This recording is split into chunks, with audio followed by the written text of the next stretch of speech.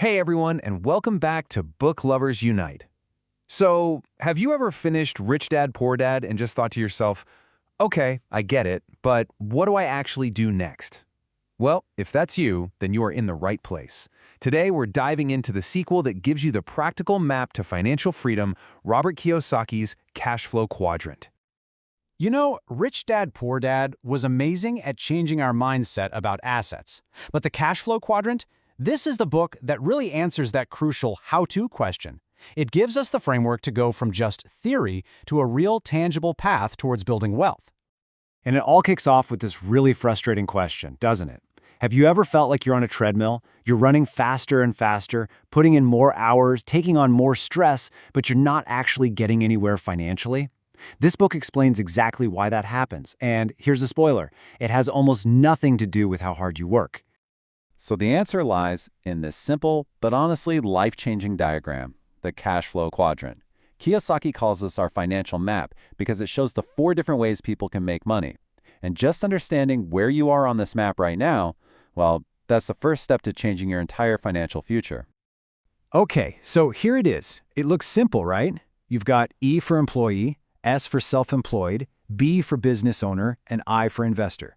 Now here is the absolute key takeaway. It's not about what you do for a living, it's all about how you get your income. Think about it. A doctor could be an employee at a hospital, a self-employed specialist with their own practice, a business owner of a clinic with other doctors, or an investor in a healthcare company. The quadrant you're in shapes your whole mindset, how much you pay in taxes, and ultimately your level of freedom. Let's start on the left side with the E and the S quadrants.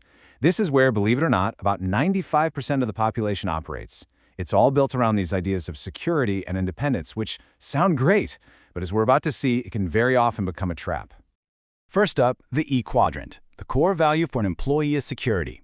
They want that steady paycheck, the benefits, the paid time off, but here's the trade-off. You are directly trading your time for money. If you don't show up to work, you don't get paid, period. And here's the kicker. Employees also pay the highest percentage in taxes and have basically zero control over their job or their income. Right next door is the S quadrant. This is the world of the self-employed, the small business owner, the freelancer.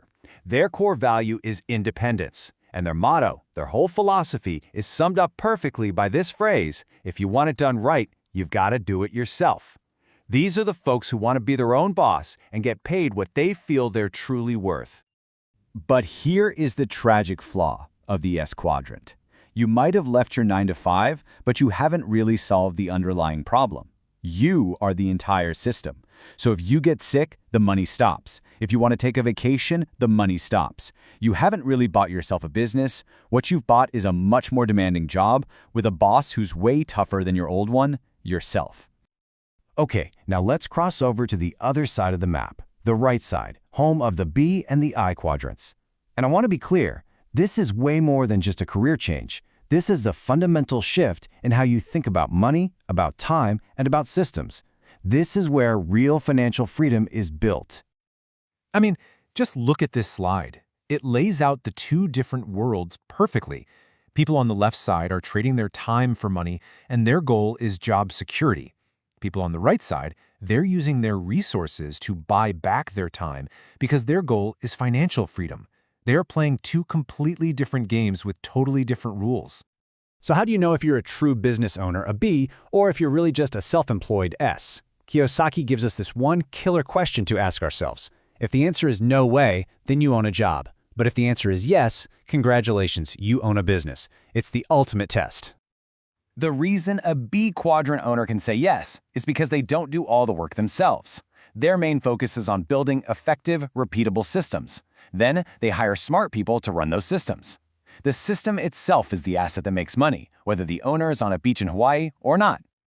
And that brings us to the I quadrant, the end game. The core value here is pure financial freedom. In this quadrant, your money becomes your employee. It works for you, 24/7, making more money. This is also where you get the best tax breaks, because governments want to encourage people to invest in the economy. So you might be wondering, how in the world do people on the right side build wealth so much faster? Well, they understand the incredible power of leverage. Kiyosaki boils it down to 2 game-changing concepts, OPM and OPT. First, let's talk OPT, other people's time. As an employee or a freelancer, you're always limited by the 24 hours in a day. You can't create more time. But a business owner in the B quadrant shatters that limit. By hiring, say, 100 employees, they're not just getting 100 people's work, they're leveraging 800 hours of productive time every single day. The scale is just on another level. And then we have OPM, other people's money. This is a big one. Most of us are taught that all debt is bad. And it is, if you're using it to buy liabilities, things that take money out of your pocket, like a big screen TV. But the rich use debt, usually the bank's money, to buy assets. They'll borrow money to buy an apartment building that brings in more cash every month than the loan payment.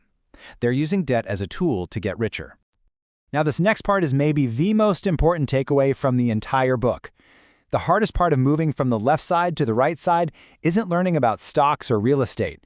The real challenge is internal. It's a massive shift in your mindset, your values, and who you are as a person. Kiyosaki calls it the be, do, have formula. And you know what? Most people get it completely backward. They think, if I have a lot of money, then I'll do what rich people do, and then I'll be rich. But the reality is the exact opposite. First, you have to become that person. You have to develop the mindset, the discipline, the knowledge. From that place, you will naturally do the right things. And only then will you have the wealth that lasts. And that right there is why so many lottery winners go broke. They suddenly have the money, but they never went through the journey of becoming the kind of person who knows how to manage it. Get rich quick is a myth because it tries to skip the most important step, the internal transformation.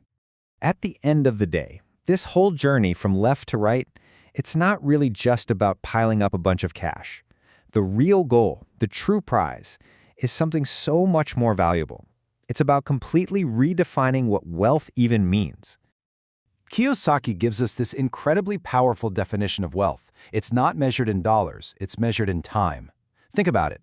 If your monthly expenses are, say, $5,000 and you have $10,000 in the bank, your wealth is 2 months. The ultimate goal isn't just to be rich, it's to have your passive income from your businesses and investments be greater than your expenses. When that happens, your survival time becomes infinite. You are finally truly free.